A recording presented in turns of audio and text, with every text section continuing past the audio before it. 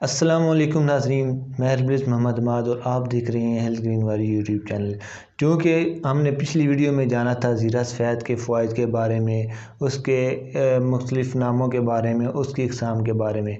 तो आज की इस वीडियो में हम ज़ीरा सफ़ेद के इस्तेमाल से दस्त का इलाज जानेंगे कि आया कि ज़ीरा सफ़ेद का इस्तेमाल करके हम दस्त का इलाज कैसे कर सकते हैं। तो इसके लिए हमें करना ये होगा, हमें ज़ीरा सफ़ेद और सौंफ लेनी होगी और इनको हमें गरम एक तवे की मदद से हमने इसे गरम करना है। उसके बाद हमने इसे बिल्कुल बारीक जो है इसका पाउडर बना लेना है और 3 से 4 ग्राम हमने ताज़ा पानी के साथ इस्तेमाल करना है। इंशाल्लाह इसके इस्तेमाल से जो है जो दस्त हैं वो इंशाल्लाह इसके इस्तेमाल से दुरुस्त हो जाएंगे और इसके अलावा पेट दर्द का भी आराम आ जाएगा। तो आने वाली वीडियो में इसके मज़ीद फ़वाइद के बारे में जानेंगे। आप हमारे साथ रहिएगा। आज की वीडियो को लाइक कीजिएगा, चैनल को ज़रूर सब्सक्राइब कीजिएगा।